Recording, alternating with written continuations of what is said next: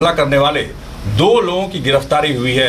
UP police के अधिकारियों के मुताबिक वो हिंदू विरोधी बयानों से आहत थे और उन पर हमला किया गया। हमारे साथ असदुद्दीन ओवैसी सर, ये तर्क जो है यूपी पुलिस का कि वो आपके हिंदू विरोधी बयान से कौन सा बयान है? कौन सा बयान है जो आपने नहीं कौन सा बयान है? कौन सा बयान है हमारा? बताओ। बाबरी मस्जिद के बारे में क्या बाबरी मस्जिद है? बाबरी मस्जिद सुप्रीम कोर्ट का जजमेंट है। और क्या है? कौन सा जजमेंट है? कौन से उसमें धर्म के खिलाफ ने बात की है? और ये कौन होते जान गोली चलाने वाले? वो तय करेंगे और गोली चलाएंगे। कौन है ये लोग? तो फिर कोर्ट किस लिए है? कोर्ट में कंप्लेन की हमारे खिलाफ, एफआईआर दिया आपने, पुलिस एफआईआर किया हमारे खिलाफ। कौन सा केस चल रहा है हमारे पे बताइए? उत्तर प्रदेश में झूठ पे झूठ बोलते हैं, इस तरह की बातें करके जस्टिफाई कर रहे हैं उनकी इस हरकत को।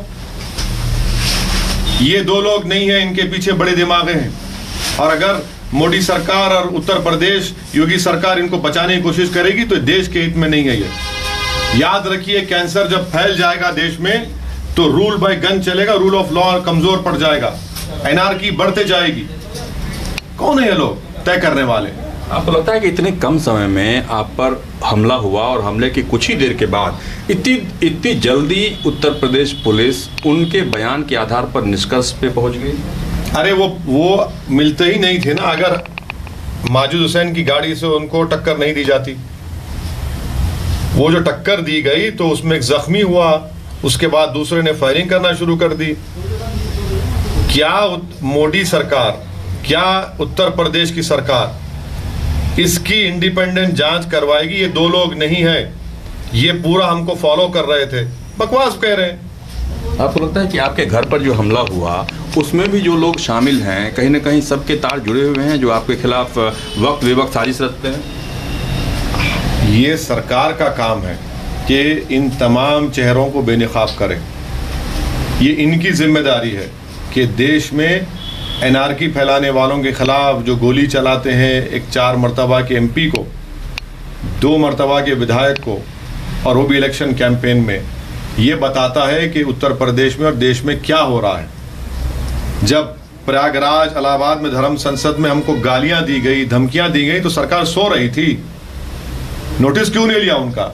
जब गाजियाबाद में एक सेना के जिम्मेदार ने कहा कि इसकी गर्दन काट दो, सरकार सो रही थी।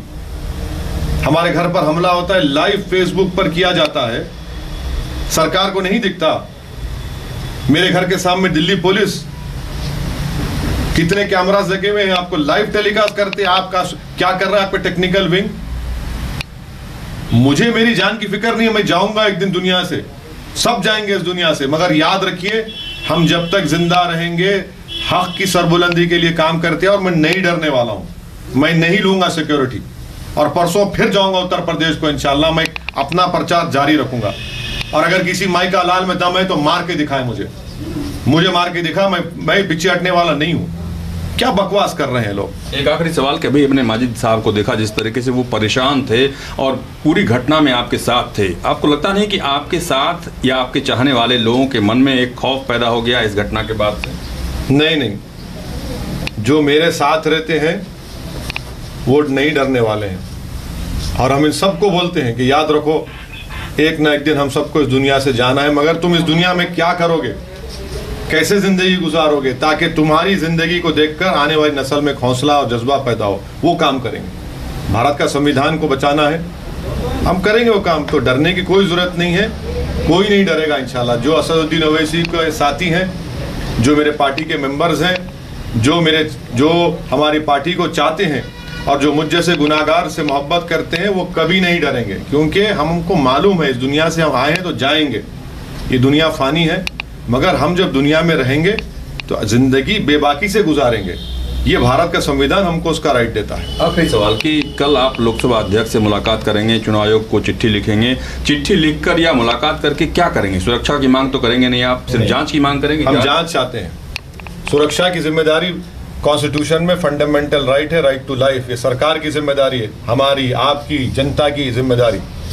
आप सत्ता में है तो सबकी जान की हिफाजत करिए, और जान की हिफाजत उस वक्त होगी जब आप इंडिपेंडेंट इन्वेस्टिगेशन करेंगे और जो असली चेहरे हैं जो जहर घोल रहे हैं उनको आप पकड़ेंगे, उनको जेल में डालेंगे, उनको सजा दिलाएंगे। अगर आप इस तरह की बकवास करेंगे तो इसका मतलब ये है कि आप कुछ और सोच रहे हैं फिर आप। धन्यवाद हमसे बातचीत करने का। कैमरा पर्सन अजय के साथ अरुण कुमार, दिल्ली न्यूज़ 24।